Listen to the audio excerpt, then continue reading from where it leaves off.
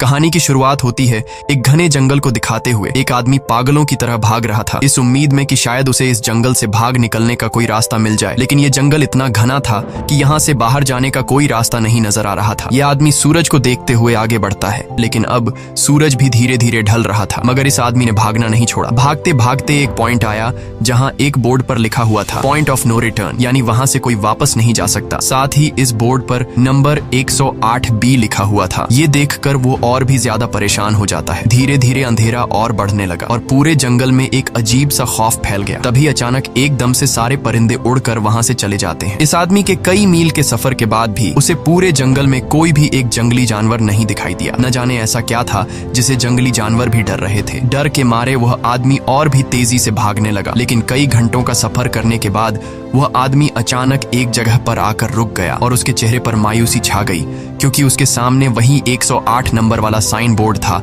जिस पर लिखा हुआ था पॉइंट ऑफ नो रिटर्न। अब आदमी को समझ आया कि चाहे मैं जितना भी भागूं पर इस जंगल से निकल नहीं सकता, इसलिए अब वो वहां छुपने की जगह ढूंढने लगा। लेकिन वहां उसे छुपने के लिए कोई सेफ जगह नहीं मिली, इसीलिए अब वो पेड़ के ऊपर चढ़ जाता है। पर तभी उस पेड़ की टहनी टूट गई, जिससे वो आदमी काफी ऊंचाई से नीचे जमीन पर आ गिरा। पेड़ से गिरने के बाद वो बहुत ज्यादा जख्मी हो चुका था। उसे काफी गहरी चोटें आई। इससे पहले कि वो बेहोश हो जाता तभी अचानक जमीन हिलने लगी और अजीब सी गुर्राने की आवाजें आने लगी। वो आवाजें सुनकर आदमी के गले में सांसें अटक गईं। तभी अचानक कोई उसे खींच कर ले गया। खींचने वाला कौन था ये नहीं दिखाया गया, लेकिन हमें उस आदमी की दर्द भरी चीखें सुनाई दी गई। इस इंसिडेंट के 6 दिन बाद हमें शहर में मीना नाम की एक लड़की को दिखाया जाता है जो एक बर्ड शॉप में काम करती है। तभी उसका बॉस आता है और मीना को एक गोल्डन पैरट को शहर से दूर एक जू में डिलीवर करने का ऑर्डर देता है। मीना बॉस की बात को मानते हुए अब उस पैरट को डिलीवर करने जाती है। मीना गाड़ी में बैठकर अपने मोबाइल में उस जू का लोकेशन सेट कर लेती है और अपने सफर पर निकल पड़ती है। शहर से बाहर निकलने के बाद वो एक बोर्ड पर बहुत सारे लोगों के मिसिंग फोटोज देखती है, यानी वहाँ पर कई सारे लोग गायब हो चुके थे। लेकिन मीना उन पर ज्यादा ध्यान नहीं देती और आगे बढ़ने लगती है। आगे बढ़ते दौरान मीना शॉर्टकट लेते हुए जंगल के रास्ते से गुजरती है ताकि वो जल्दी से इस पैरट को जू तक डिलीवर कर दें, और वो पहुंच गई जंगल के बीचों बीच। ये वही जगह है जहाँ हम पहले एक आदमी को गायब होते देख चुके हैं। वहाँ आकर मीना बुरी तरह से फंस चुकी थी। वो अपने मोबाइल पर मैप देखती है, लेकिन वहाँ मोबाइल के सिग्नल नहीं आ रहे थे और उसके कार का रेडियो भी काम नहीं कर रहा था। मीना अब वहाँ से वापस निकलने लगी, लेकिन अब उसे वहाँ से बाहर निकलने का रास्ता समझ नहीं आ रहा था। थोड़ी देर बाद मीना की गाड़ी भी खराब हो गई। मीना गाड़ी से बाहर निकलती है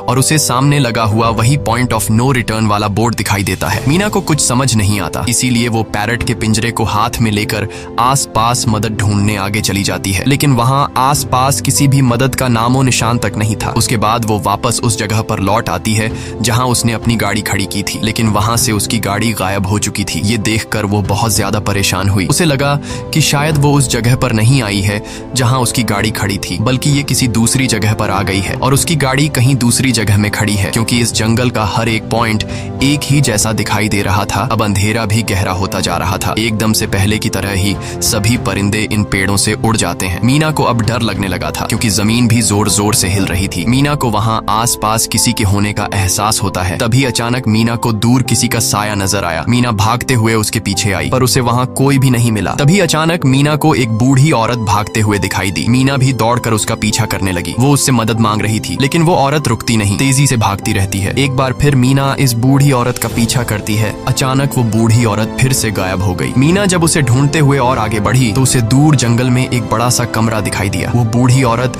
उस कमरे के दरवाजे को खोलकर मीना से कहती है, अगर जिंदा रहना चाहती हो तो जल्दी से अंदर आओ। ये सुनते ही मीना बिना सोचे समझे दौड़ते हुए उस कमरे की तरफ गई। मीना के अंदर आते ही उसने गेट को लॉक कर दिया। मीना देखती है कि ये कोई अजीब सा कमरा है जिसमें एक बहुत बड़ा सा मिरर लगा हुआ था। उस बूढ़ी औरत के साथ यहाँ 2 और लोग भी थे। मीना घबरा कर उन लोगों से पूछती है, ये कौन सी जगह है? इस पर उस बूढ़ी औरत ने जवाब दिया कि इस जगह को हम दी कोब कहते हैं। मेरा नाम है मैडलिन, ये लड़की है कियारा और इस लड़के का नाम है डेनियल। बूढ़ी औरत मीना से कहती है कि अभी बातचीत का वक्त नहीं है, तुम जल्दी से हमारे साथ मिरर के सामने खड़ी हो जाओ, क्योंकि कोई हमें देखने आने वाला है। मीना पूछती है, आखिर हमें कौन देखने आ रहा है? तो वो बूढ़ी औरत उससे कोई जवाब नहीं देती। एकदम बाहर से अजीब सी आवाजें आने लगी। मीना डर के मारे पूछती है कि ये आवाज किस चीज की है? तो कियारा मीना को बताती है कि इन्हें हम वॉचर्स कहते हैं। वे शीशे के दूसरे ओर से हमें देख रहे हैं, पर हम उन्हें नहीं देख सकते। वे हर रात सूरज ढलने के बाद यहाँ आते हैं और हमें देखते रहते हैं जब तक सुबह का सूरज नहीं निकल आता। तभी शीशे के दूसरी तरफ से शोर आने लगा। मीना पूछती है, ये शोर कैसा है? उस बूढ़ी औरत ने बताया कि वॉचर्स तुम्हारे आने से खुश हैं, तुम्हें यहाँ देखकर तालियां बजा रहे हैं। मीना बुरी तरह से कंफ्यूज थी, वो जल्द से जल्द यहाँ से निकलना चाहती थी। मैडलिन जिन्हें वॉचर्स कह रही थी, न तो अब तक मीना ने उन्हें देखा और न ही किसी और ने देखा था। रात गुजर जाती है, सुबह होने पर ये लोग उस जगह से बाहर निकल आते हैं। मैडलिन बताती है कि वे वॉचर्स सिर्फ रात में ही बाहर निकलते हैं, दिन के वक्त हम लोग जंगल में आजाद घूम सकते हैं। मीना रात भर यही सोच रही थी कि कब सुबह होगी और जल्दी से मैं इस जंगल से बाहर निकल जाऊं, इसीलिए वह फौरन जंगल से बाहर निकलने का रास्ता ढूंढने लग जाती है। तब मैडलिन बाकी सबको उसे रोकने से मना कर देती है, जैसे कि वह जानती हो कि मीना इस जंगल से बाहर नहीं निकल सकती और वह जरूर वापस आएगी। बस मीना को जाते हुए मैडलिन बताती है कि तुम्हारा यह फैसला अच्छा नहीं है, इस जंगल से बाहर निकलने का कोई रास्ता नहीं है। रात होने से पहले हमें इस घर में वापस आना पड़ता है, अगर तुम लेट हो गई तो तुम अपनी जान से हाथ धो बैठोगी। मीना किसी की बात नहीं सुनती और अपने पैरट को लेते हुए तेजी से आगे बढ़ती है। थोड़ा सा आगे बढ़ने पर उसे वहीं पॉइंट ऑफ नो रिटर्न वाला साइन दिखाई देता है। उसे देखकर वो घबरा तो गई, लेकिन उसने हिम्मत नहीं हारी और सूरज को देखकर सूरज की डायरेक्शन में आगे बढ़ती रही, पर जंगल से निकलने में कामयाब नहीं हो सकी। आगे चलकर रास्ता ही खत्म हो गया। मीना ने देखा कि वो एक पहाड़ के टॉप पर खड़ी है, जहाँ से आगे दूर दूर तक जंगल के सिवा कुछ भी नहीं था, इसीलिए वो मायूस होकर नीचे बैठ जाती है। तभी अचानक उसके कंधे पर किसी ने हाथ रखा, वो डर गई और जब उसने पीछे मुड़कर देखा तो वो बूढ़ी औरत मैडलिन थी। यहाँ मैडलिन उसे हौसला देती है और कहती है कि सिर्फ तुम ही नहीं जिसने यहाँ से निकलने की कोशिश की और हार गई, हम भी तुम्हारी तरह ही हार कर यहाँ रुके हैं, यहाँ से बाहर निकलने का कोई रास्ता नहीं, चलो मैं तुम्हें कुछ दिखाती हूँ। मैडलिन मीना को जंगल की तरफ लेकर जाती है। मैडलिन मीना से कहती है, ये जंगल एक शिकारी है और हम सब उसका शिकार, अगर जिंदा रहना चाहती हो तो हमारे साथ ही रहो। मैडलिन उसे पॉइंट ऑफ नो रिटर्न वाले काफी सारे साइन बोर्ड दिखाती है, जो कि जंगल के चारों तरफ गोल घेरे में लगे थे और उनके बीच में था उनका कमरा। मैडलिन बताती है कि यह हमारे घर से आधे दिन के फासले पर लगे हैं, अगर इसे आगे गई तो वापस लौटना मुश्किल हो जाएगा, इसलिए कभी भी यह तुम्हें नजर आए तो तुम इन्हें इग्नोर मत करना। मीना पूछती है, ये सब किसने बनाया? तो वो जवाब देती है, ये एक प्रोफेसर ने बनाया है, लेकिन अब तक उसे किसी ने देखा नहीं है। अब रात हो जाती है, ये लोग वापस उस घर के अंदर आ जाते हैं। हर रात वॉचर्स उन्हें देखने के लिए आते थे। आज कियारा नामी लड़की उनके सामने डांस करती है और कहती है ये सब उन्हें पसंद है। ऐसा नहीं था कि इन चारों को हर रात वॉचर्स के सामने खड़ा ही रहना पड़ता था, ये लोग जो चाहते वह कर सकते थे, बस ये लोग उनकी तरफ अपनी कमर नहीं कर सकते थे। ऐसा करने पर वो लोग बहुत ज्यादा गुस्सा हो जाते थे। रात में तो उन्हें सिर्फ वॉचर्स का मसला था, लेकिन दिन में भी उन्हें बहुत मुश्किलों का सामना करना पड़ता था। ये लोग जंगल से हर रोज अपना पेट भरने के लिए कुछ न कुछ शिकार करके लाते थे, जिससे उनका गुजारा हो जाता। अगले दिन कियारा और मीना दोनों जंगल में शिकार करने जाती हैं। मीना कियारा से पूछती है कि आखिर ये वॉचर्स चाहते क्या हैं? कियारा बताती है, मुझे भी कुछ खास नहीं पता, लेकिन मैडलाइन कहती है कि ये वॉचर्स हमें देखते हैं, हमें ऑब्जर्व करते हैं, लेकिन अगर हमने वॉचर्स को देखा तो हम पागल हो जाएंगे, क्योंकि वॉचर्स बहुत ही खूंखार दिखते हैं। कियारा अब उसे एक गड्ढा दिखाती है और कहती है, ऐसे बहुत से गड्ढे इस जंगल में मौजूद हैं। दिन के वक्त सारे के सारे वॉचर्स उन गड्ढों में रहते हैं और रात में वो यहाँ से बाहर निकल आते। दिन के वक्त ये लोग इसलिए बाहर नहीं आ सकते क्योंकि सूरज की रोशनी उनकी स्किन जलाती है। कियारा मीना को बताती है कि वो 5 महीने पहले अपने पति के साथ इस जंगल में आई थी और तब से वो दोनों यहाँ फंसे हुए थे, पर आज से 6 दिन पहले मेरा पति जंगल में रास्ता ढूंढने निकला है। मुझे उम्मीद है कि वो जरूर वापस आएगा और हम सबको यहाँ से सेफली ले जाएगा। यहाँ हमें मालूम होता है कि असल में कियारा का हस्बैंड वही आदमी था जिससे हमने मूवी के स्टार्ट में देखा था, जिसे कोई यहाँ से खींच कर ले गया और अब वो मारा जा चुका है। इस तरह से बातें करते हुए ये दोनों कमरे के पास वापस लौट आए। यहाँ मैडलिन ने मीना को 3 रूल समझाती है जिंदा रहने के लिए। सबसे पहला ये कि वो रात के वक्त घर का दरवाजा नहीं खोलेगी, दूसरा रात में वो आईने की तरफ अपनी कमर नहीं करेगी और तीसरा ये कि दिन के वक्त वो उन गड्ढों के पास नहीं जाएगी और जितना हो सके रोशनी में रहेगी। जब तक तुम इन रूल्स को फॉलो करोगी तब तक तुम जिंदा रहोगी। लेकिन मीना को मैडलाइन की बातों पर बिल्कुल भी भरोसा नहीं होता। अब उस रात मीना इन वॉचर्स के बारे में जानना चाहती थी, इसीलिए वो शीशे के साथ कान लगाकर आवाजें सुनने की कोशिश करती है। जब उसे कुछ सुनाई नहीं देता तो मीना को मैडलिन की बताई गई वॉचर्स की बातें फेक लगने लगती हैं, इसलिए वह रूल्स को तोड़ते हुए अपनी कमर को शीशे की तरफ करके सो जाती है और ऐसा करने पर इन वॉचर्स को गुस्सा चढ़ जाता है। वो लोग जोर जोर से उस शीशे को मारने लग जाते हैं। शोर से मैडलाइन भी उठ जाती है और वह जल्दी से मीना को शीशे की तरफ खड़े रहने को कहती है और तब जाकर वो वॉचर्स का गुस्सा शांत होता है। यानी जब इंसान वॉचर्स को अपनी पीठ दिखाते हैं तो वह उसे खुद की इंसल्ट मानने लगते हैं। ये रात भी गुजर जाती है और अगले दिन मीना डेनियल के साथ शिकार पर निकलती है। वो डेनियल से पूछती है, क्या आज तक तुमने किसी वॉचर को देखा है? जिस पर डेनियल ने जवाब दिया कि मैंने भी आज तक वॉचर्स को नहीं देखा और जो भी वॉचर्स को देखता है वो जिंदा नहीं बच पाता। तब मीना डेनियल को समझाती है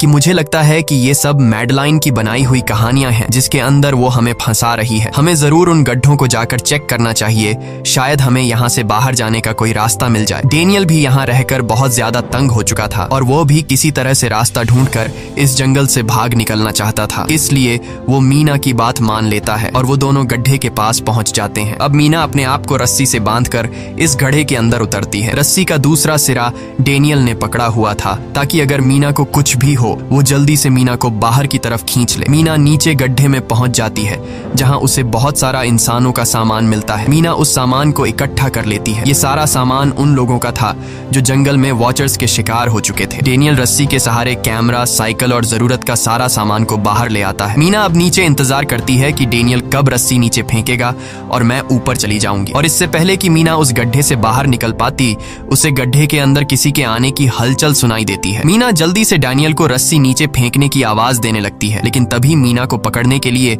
एक वॉचर का हाथ बढ़ने लगता है। पर मीना धूप में खड़ी थी, इसलिए जब उस वॉचर के हाथ पर सूरज की रोशनी पड़ी तो उसका हाथ जलने लगा। इतने में डेनियल ने नीचे मीना के पास रस्सी फेंकी और मीना फौरन जल्दी से बाहर निकल आई। मीना पूरी तरह से डर गई थी। ये लोग उस सारे सामान को लेकर अपनी सेफ हाउस में आ गए, जहां मैडलिन ने उससे पूछा, ये सामान तुम्हें कहां से मिला? ये लोग झूठ बोल देते हैं कि ये सामान उन्हें इस जंगल से मिला। मैडलिन को इस जंगल में रहते हुए बहुत अरसा गुजर चुका था। वो जानती थी कि ये सामान उसे जंगल से नहीं बल्कि एक गड्ढे से मिला होगा। वो मीना से पूछती है, बताओ तुमने गड्ढे के अंदर क्या देखा? लेकिन मीना उसे कुछ नहीं बताती। ये लोग बहुत खुश थे कि आज रात ये लोग वॉचर्स को देख पाएंगे, क्योंकि मीना को गड्ढे के अंदर एक कैमरा मिला था। डेनियल किसी तरह जुगाड़ करके उस कैमरा को टीवी के साथ अटैच कर लेता है ताकि ये लोग भी टीवी पर वॉचर्स को देख पाएं। मैडलिन बार बार उन्हें समझाती है कि ये तुम लोग गलत कर रहे हो, लेकिन ये दोनों उसकी एक बात भी नहीं सुनते। आज रात ये लोग वॉचर्स के इंतजार में बैठे थे ताकि उन्हें वो देख पाए, लेकिन काफी रात होने के बावजूद भी आज कोई वॉचर उन्हें देखने नहीं आया और अब कुछ देर बाद उनके साथ कुछ अजीब सा होने वाला था। ये लोग बातचीत में मसरूफ थे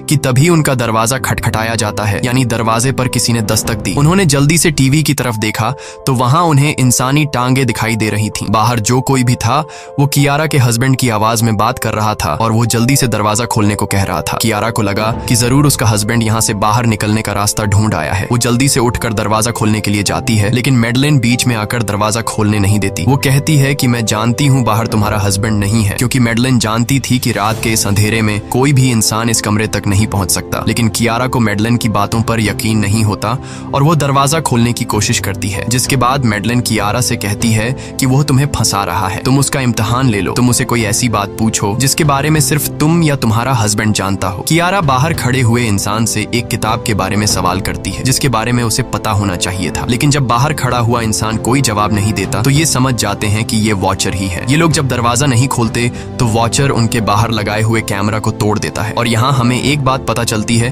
कि वॉचर्स इंसान के रूप में भी खुद को बदल सकते हैं। वॉचर्स उनकी इस हरकत पर बहुत ज्यादा गुस्सा हो गए थे। वे बहुत तेजी से शीशे को मारने लगे, जिससे शीशे में एक बड़ा क्रैक भी आ जाता है। लेकिन यहाँ मैडलिन समझदारी दिखाते हुए सबको लाइन से शीशे की तरफ खड़ा कर देती है, जिससे वॉचर्स का गुस्सा थोड़ा बहुत ठंडा हो जाता है और वे वहां से चले जाते हैं। अब यहाँ मीना मैडलिन को बताती है कि हमने गड्ढे में से ये सारा सामान चुराया था। ये सुनकर मैडलिन बहुत ज्यादा गुस्सा हो जाती है कि तुम लोगों ने दूसरा रूल भी तोड़ दिया। अगली सुबह मैडलिन उस गड्ढे से लाया हुआ सारा सामान उठाकर वापस उसी गड्ढे में फेंक देती है, जिससे उन वॉचर्स का गुस्सा थोड़ा शांत हो जाता है। मगर अब इन लोगों को जंगल में बहुत ही ज्यादा अजीब चीजें दिखाई देना चालू हो गई थी और उसका सबसे ज्यादा असर डेनियल पर होता है। डेनियल अचानक बात बात पर बहुत ज्यादा गुस्सा करने लग जाता है। दूसरी तरफ कियारा, जिससे पहले उम्मीद थी कि उसका हस्बैंड जिंदा है और वो यहाँ आकर उसे यहाँ से बचा लेगा, लेकिन अब उसे पता चल चुका था कि उसका हस्बैंड अब वापस नहीं आएगा, जिसकी वजह से वह अंदर ही अंदर पूरी तरह से टूट चुकी थी और वो डिसाइड करती है कि वह वॉचर्स के इन गड्ढों में कूदकर अपनी जान दे देगी, क्योंकि अब उसके पास जीने की कोई वजह नहीं रही। वह ऐसा करने ही वाली होती है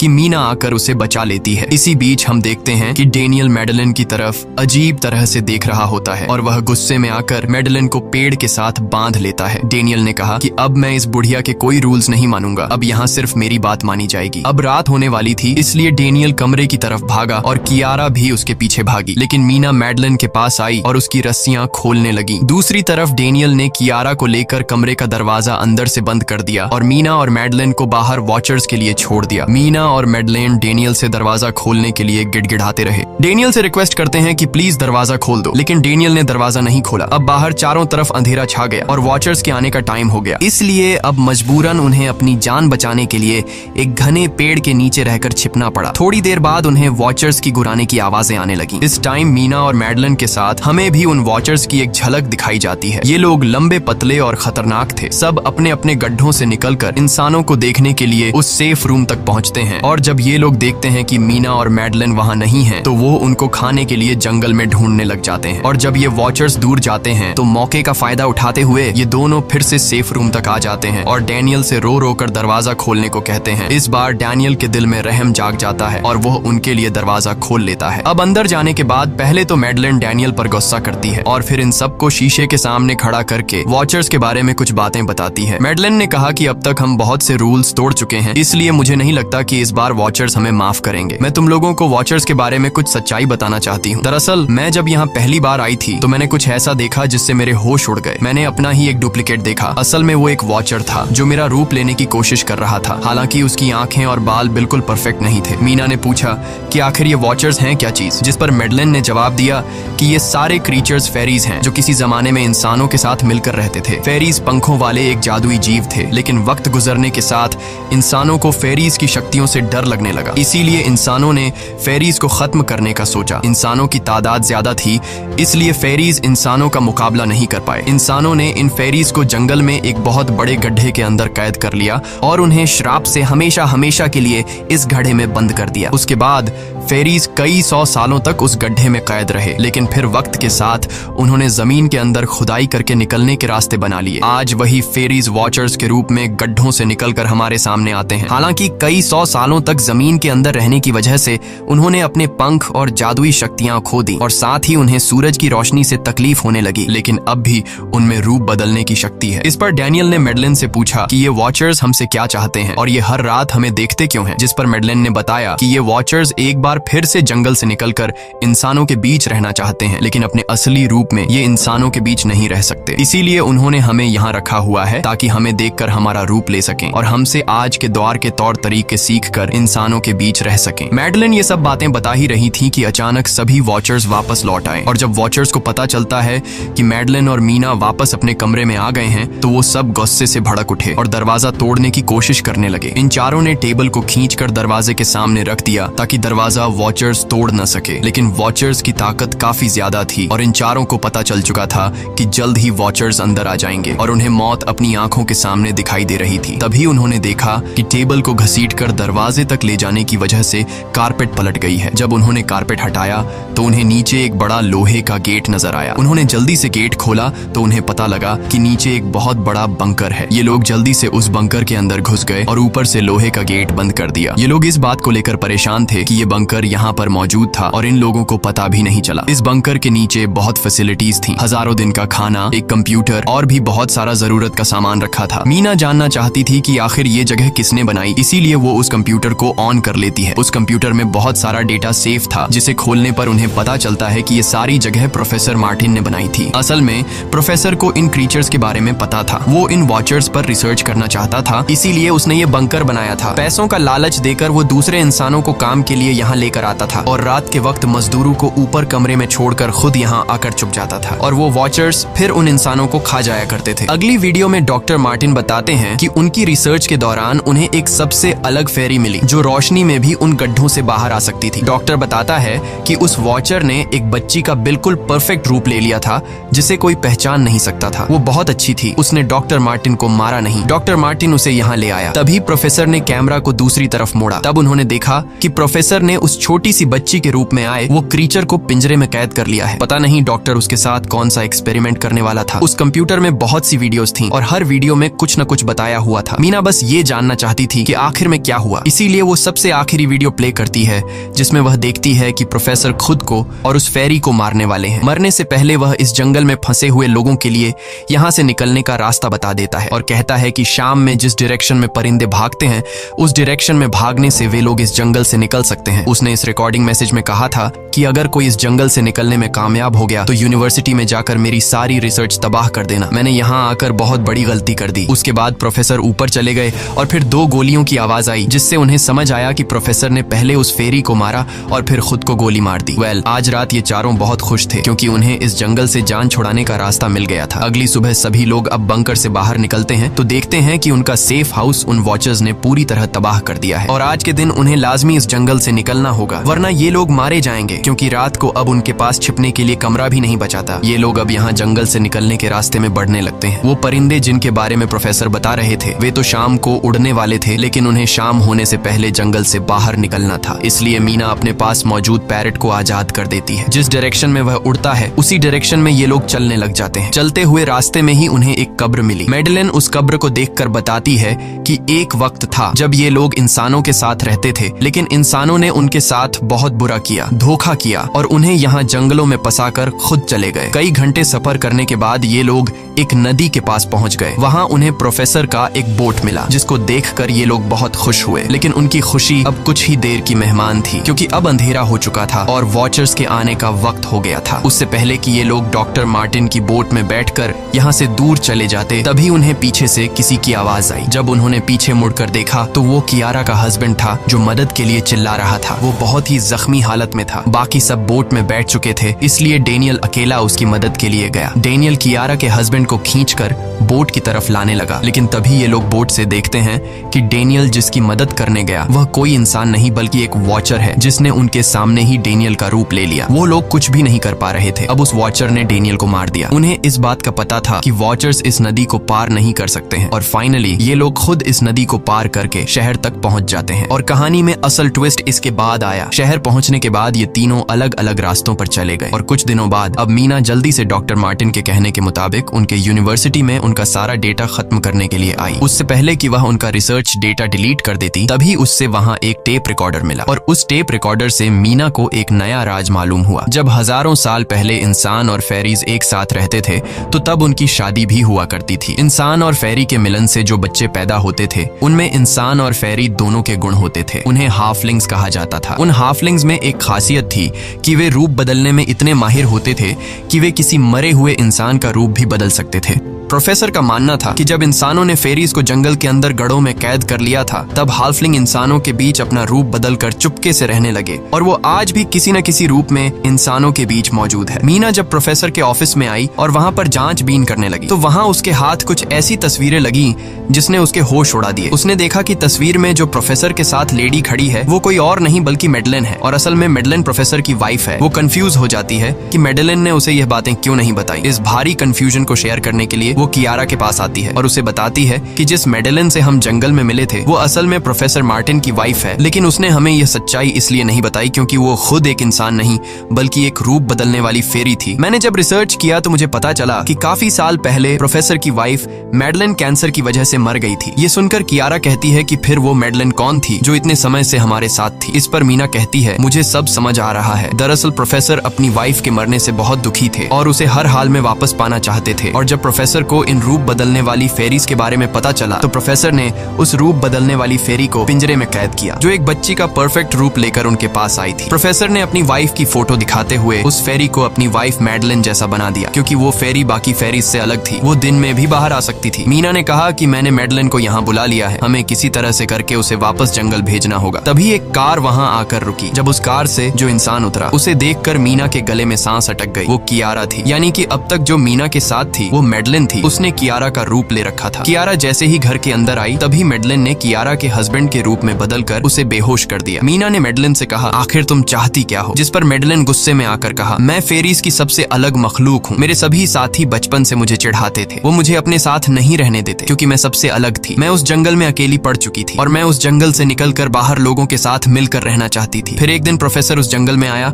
उसने मुझे पिंजरे में कैद कर लिया। उसने मुझसे कहा कि अगर मैं उसकी वाइफ का रूप ले लूं तो वह मुझे जंगल से बाहर ले जाएगा। मैंने उसकी बात मान ली। प्रोफेसर ने मुझे मैडेलिन की सारी बातें सिखाई और बाद में उस धोखेबाज प्रोफेसर ने मुझे मारने की कोशिश की, लेकिन उससे पहले कि वो मुझे मार पाता मैंने उसे ही मार डाला। तुम इंसान कभी भी भरोसे के लायक नहीं थे और न ही रहोगे। अब तुम भी मेरी सच्चाई जान चुकी हो, इसलिए तुम्हें भी मरना होगा और तुम्हें मारने के बाद मैं तुम्हारे रूप में इंसानों के बीच रहूंगी। यह कहकर मैडेलिन ने मीना का रूप ले लिया और उसका गला दबाकर उसे मारने लगी। तब मीना ने मैडेलिन से कहा कि क्या प्रोफेसर ने तुमसे यह नहीं कहा कि तुम क्यों दिन में निकल सकती हो। असल में तुम हाइब्रिड हो, आधी इंसान और आधी फेरी, इसीलिए तुम इंसानों और फेरीज के बीच रह सकती हो। मुझे पता है कि दुनिया में अकेला रहना कैसा होता है, लेकिन तुम अकेली हाफलिंग नहीं हो। तुम्हारे जैसे और भी हाफलिंग्स हैं जो किसी न किसी रूप में इंसानों के बीच रह रहे हैं। इस सच्चाई का पता चलते ही मैडलिन का शरीर अचानक अपने असली रूप में आने लगा। देखते ही देखते उसके पंख निकल आए, जिसके बाद वो मीना को यहीं पर छोड़कर यहाँ से उड़ जाती है। इसके बाद कुछ हफ्तों के बाद का सीन दिखाया जाता है, जहाँ मीना अपनी सिस्टर के साथ रहने लगी है। उसने अपनी सिस्टर को बताया